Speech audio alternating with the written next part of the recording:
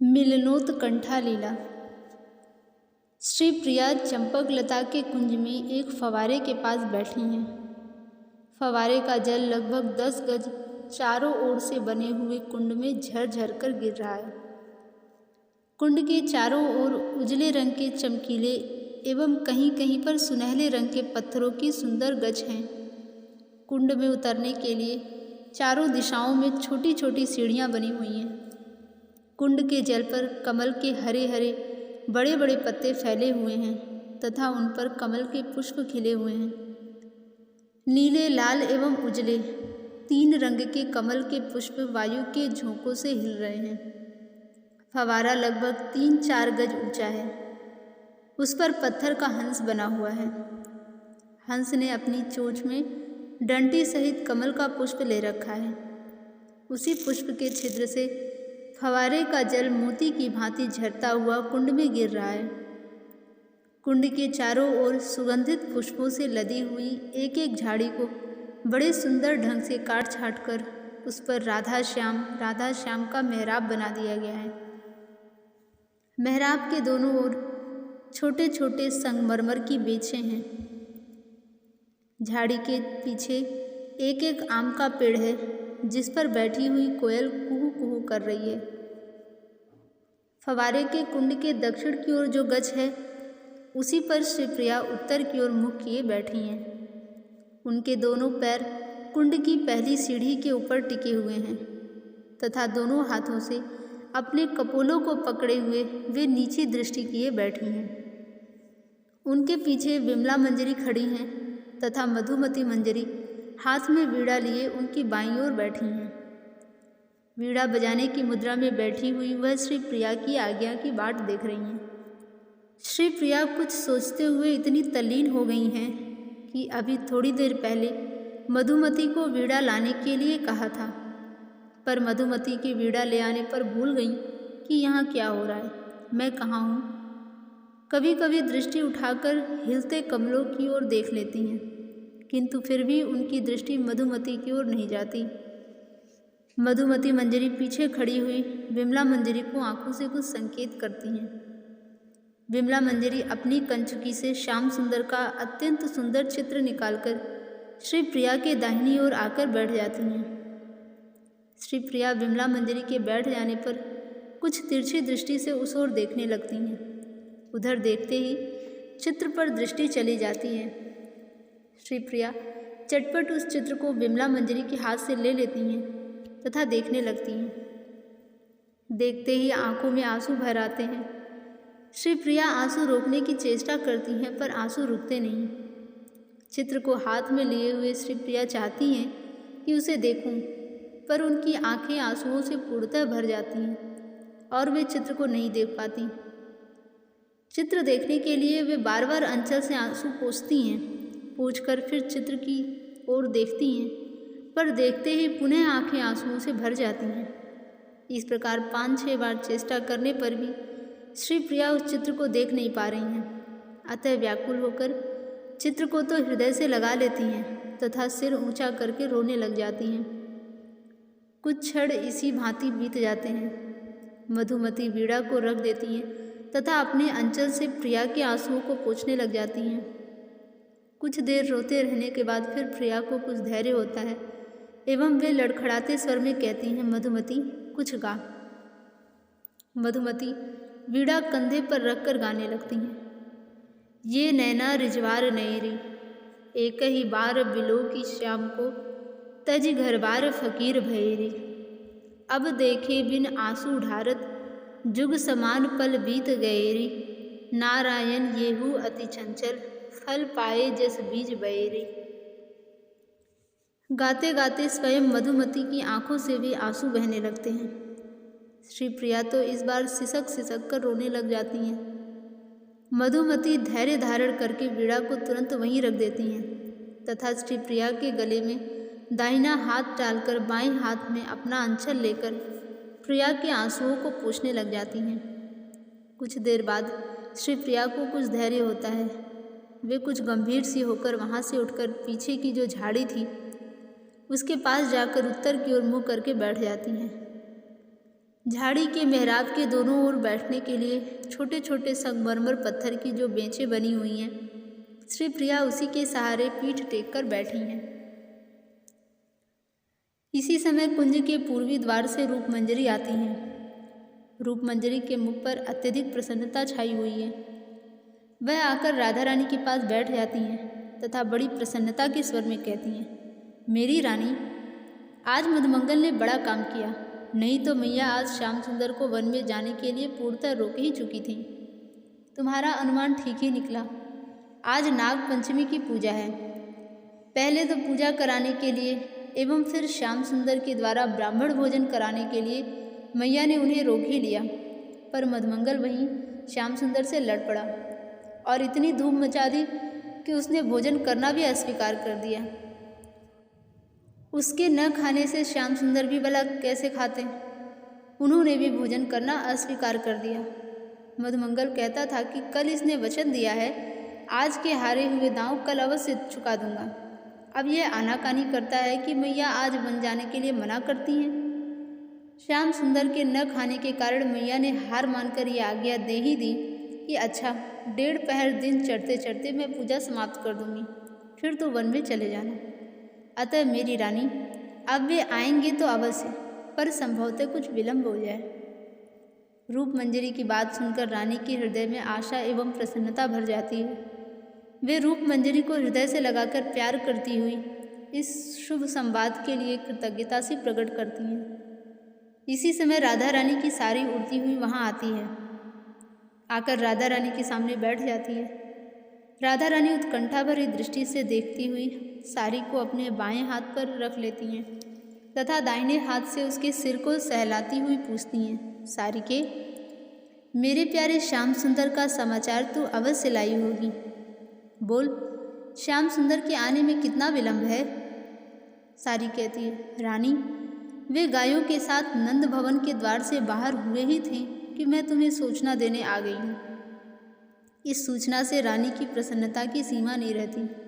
वे सारी को हृदय से लगा लेती हैं। सारी भी प्रेम में डूबने लग जाती है। सबके मन में आनंद छा जाता है। सबको संदेह था कि पता नहीं श्याम सुंदर आज आएंगे कि नहीं, पर सारी की बात से सबकी चिंता मिट गई। सभी आनंद में विभोर हो गईं। रानी सारी को हाथ में बिठाए रखकर ही उसे प्यार करने लग जाती हैं। साथ ही उत्कंठा भरी दृष्टि से श्याम सुंदर के आने के पथ की ओर बार बार देखती भी जाती हैं। रानी फिर भी कुछ व्याकुल हो जाती हैं। सारी हाथ पर से उड़कर नीचे भूमि पर बैठ जाती है। रानी उठकर खड़ी हो जाती हैं।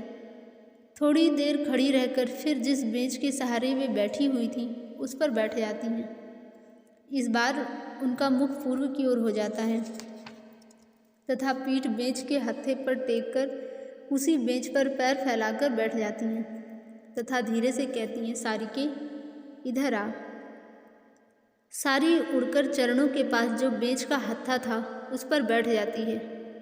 रानी पूछती हैं, सारी, क्या तेरे जैसे मुझे भी पंख हो सकते हैं? सारी, रानी, पंख लेकर क्या करोगी? राधा रानी, पंख होते मैं भी तेरी तरह उड़ उड़कर प्रियतम श्याम सुंदर को देखती फिरती, जहाँ जिस कुंज में रहते वहीं उड़कर चली जाती। सारी चुप हो जाती है, कुछ भी उत्तर नहीं देती। राधा रानी फिर पूछती हैं, अच्छा सारी के, बता तो सही, श्याम सुंदर मुझे क्यों प्यार करते हैं?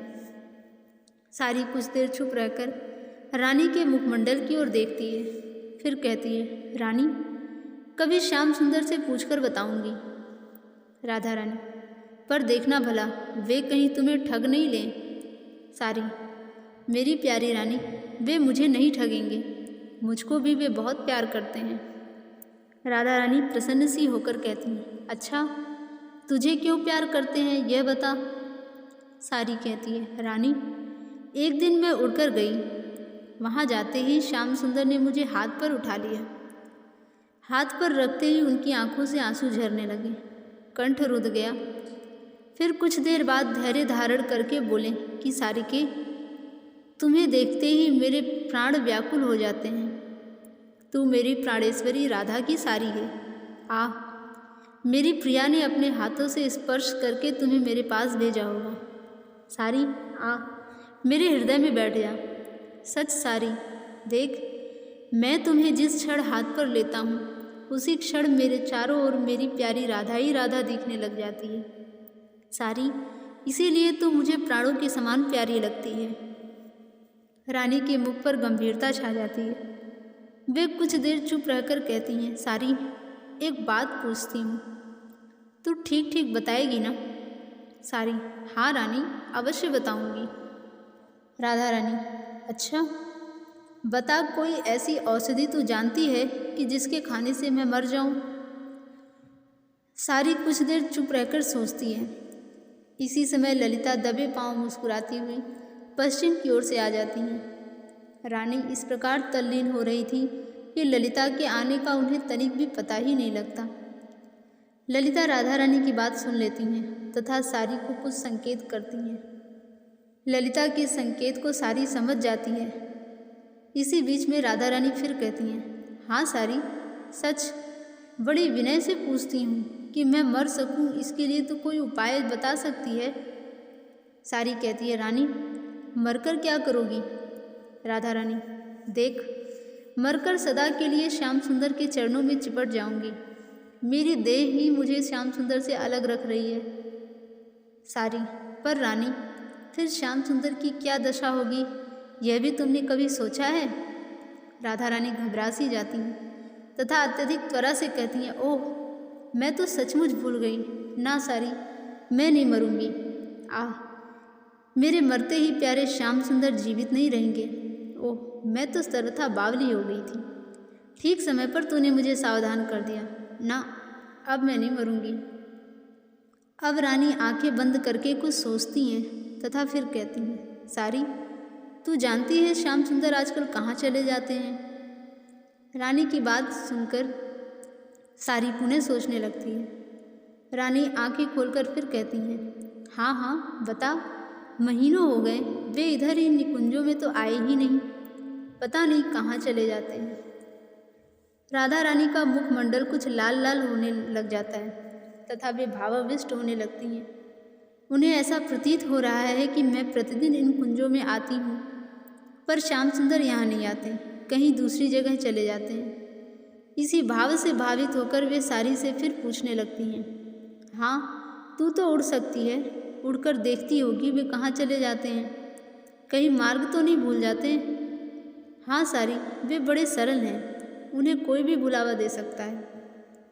रानी की आंखों से छल छल करके आंसू बहने लग जाते हैं। ललिता पीछे खड़ी थी, वे सामने आ जाती हैं तथा रानी के सिर के पास घुटने टेककर भूमि पर बैठ जाती हैं।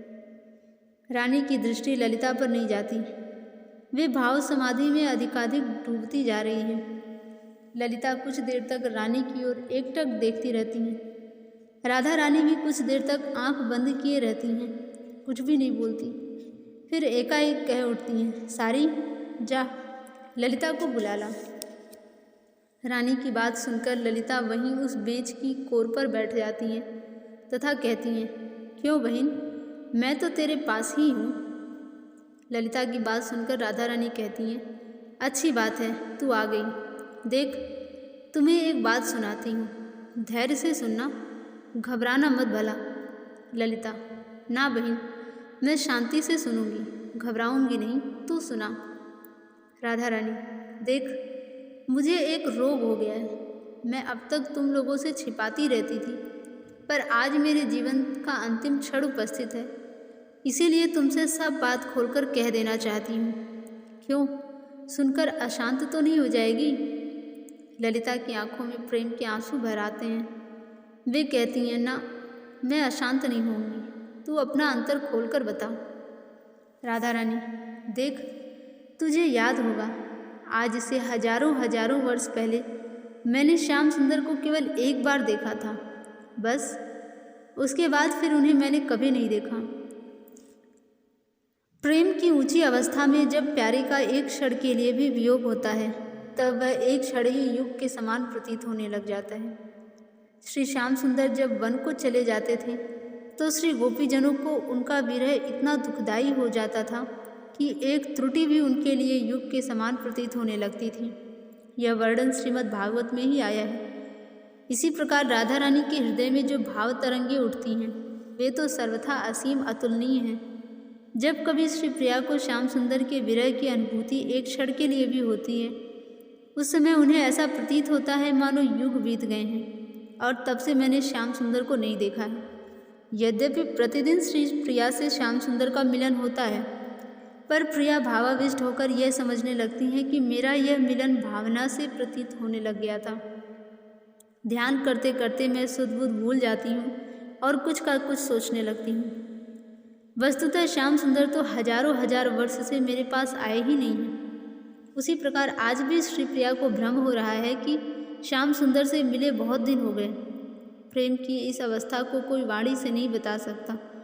बिरले सच्चे संत ही उसे अनुभव करके कृतार्थ होते हैं। हाँ बहन, बस एक बार ही देख पाई, पर उसी क्षण से उनकी वह छवि मैं अपने हृदय में छिपाए बैठी हूँ। तुम सबसे भी छिपाती रही। दिन रात उन्हें हृदय में बिठाए रहकर भावना से उनकी रूप सुधा का पान करती हूँ बहन, पर साथ ही जलती भी रही हूँ।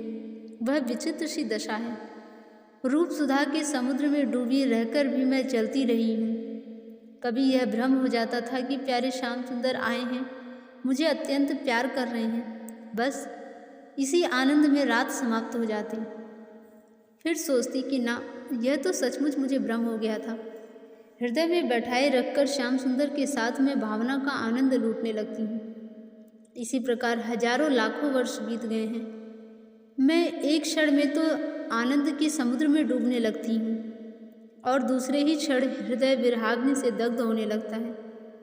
इस प्रकार हंसती हुई जलती हुई मैंने इतने दिन बिताए हैं, पर अब तो हृदय दग्ध प्रायः हो गया है। अब थोड़ी देर में मेरे प्राण बाहर निकल जाएंगे। हाँ बहन, बस एक बार मुझे अपनी रूप सुधा का पान कराकर फिर वे नहीं आए। पता नहीं कहाँ चले गए। प्रतीक्षा में इतने दिन बीत गए। अब आज अंतिम दिन है।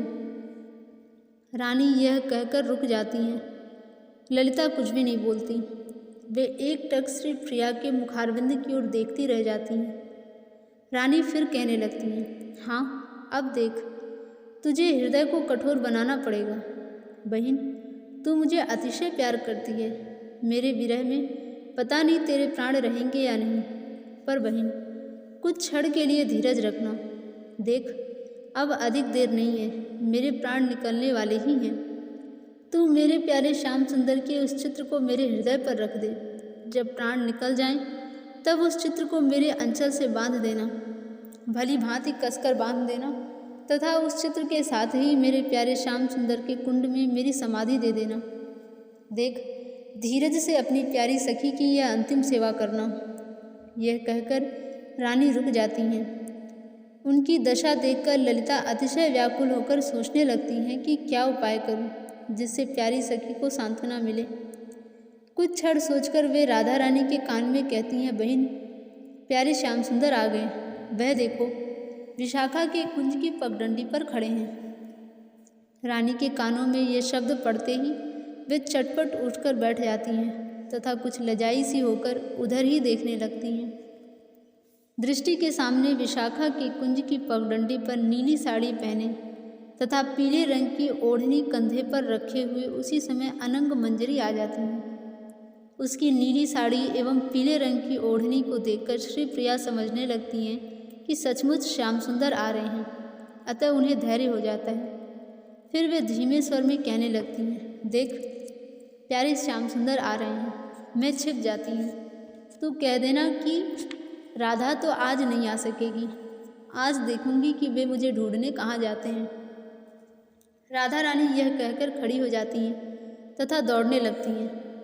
वे दक्षिणी मेहराब के भीतर से दौड़ती हुई दक्षिण दिशा की ओर दौड़ने लग जाती हैं। ललिता देखती हैं कि मेरी सखी भावावेश में ही दौड़ रही है और कहीं गिर न पड़े, अतः उन्हें संभालने के लिए उसके पीछे दौड़ने लगती हैं। रानी के मन में तो यह बात थी कि श्याम सुंदर उत्तर की ओर से आ रहे हैं, इसीलिए वे निधड़क दक्षिण की ओर तीव्र गति से चली जा रही हैं। इसी समय श्याम सुंदर चंपक लता के कुंज के दक्षिणी द्वार से आकर वहाँ से कुछ दूर पर खड़े होकर रानी का भागना देखने लग जाते हैं। रानी की दृष्टि श्याम सुंदर पर नहीं पड़ती। वे चटपट मेहंदी की क्यारी से घिरे हुए गुलाब की लताओं के निकुंज में चली जाती हैं तथा वहाँ खड़ी होकर उत्तर की ओर देखने लगती हैं कि श्याम सुंदर आ रहे हैं या नहीं। ललिता की दृष्टि श्याम सुंदर पर पड़ जाती है। वे बहुत प्रसन्न हो जाती हैं तथा आंखों से प्रेमपूर्ण संकेत द्वारा श्याम सुंदर को बता देती हैं, आज रानी बहुत अधिक भावाविष्ट हो गई थी। किसी प्रकार हमने उसे कुछ शांत किया है। अब अपनी प्राण प्यारी को तुम संभालो। श्याम सुंदर मुस्कुराने लगते हैं तथा दबे पांव उसी मेहंदी की क्यारी के दक्षिण की ओर आकर खड़े हो जाते हैं। वे मेहंदी लता के छिद्रों से देखने लगते हैं कि मेरी प्यारी राधा क्या कर रही है। इधर राधा रानी कुछ देर तक उत्तर की ओर देखने के बाद दक्षिण की ओर देखने लग जाती हैं। फिर वे पश्चिम की ओर एवं इसके बाद पूर्व की ओर मुख करके धम से भूमि पर बैठ जाती हैं। इतने में ललिता निकुंज के भीतर जहाँ रानी बैठी हैं वहाँ आ जाती हैं तथा कहती हैं, बहन अब श्याम सुंदर ढूंढते फिरेंगे। बड़ा अच्छा हुआ, प्रतिदिन देर करने लगे थे। आज पता लगेगा कि प्रतीक्षा करते समय कितना दुख होता है। रानी कुछ उदास सी हो जाती हैं। ललिते, यदि प्यारे श्याम सुंदर मुझे ढूंढते फिरें और मैं नहीं मिलूं तो भला उन्हें कष्ट तो नहीं होगा। एक दो क्षण उपरांत रानी फिर तुरंत बोल उठती हैं, ना बहन, मैं नहीं छिपूंगी। हाय, उनके कोमल हृदय को दुखा करके मैं आनंद प्राप्त करना चाहती हूँ। ओह नहीं नहीं, चल मैं वही फवारे के पास जाऊंगी। श्याम सुंदर छिपे छिपे श्री प्रिया की बातें सुन रहे हैं तथा आनंद एवं प्रेम में अधिकाधिक विभोर होते जा रहे हैं। राधा रानी चटपट उठकर पुनः भागना चाहती हैं, पर ललिता उन्हें इस बार पकड़कर रोक लेती हैं, जिससे रानी फिर वहीं बैठ जाती हैं। राधा रानी कहने लगती हैं, अच्छा बहन, तू मुझे नहीं जाने देती तो एक काम कर, तू वहाँ चली जा। वे फवारे के पास खड़े होकर अत्यंत व्याकुलता से मुझे ढूंढ रहे होंगे। हाय हाय, निराश हो गए होंगे। ओह, उनका मुख म्लान हो गया होगा। बहन, मैं इसे सह नहीं सकूंगी, तू तुरंत जा। उन्हें कह दे कि राधा उस निकुंज में बैठी उनकी बाट देख रही है। ललिता तुरंत उठकर चली जाती हैं तथा बाहर श्याम सुंदर के पास जाकर उन्हें सब बातें धीरे धीरे संक्षेप में बता देती हैं। इधर राधा रानी इस प्रतीक्षा में है कि ललिता के साथ श्याम सुंदर आने वाले ही हैं, इसलिए कभी उठकर निकुंज के बाहर झांकने लगती हैं एवं कभी पुनः बैठकर उत्सुकता भरी दृष्टि से देखने लग जाती हैं। निकुंज में फूलों की एक शैया है। रानी उसी शैया पर जाकर लेट जाती हैं तथा आंखें बंद करके धीरे धीरे गुनगुनाने लगती हैं।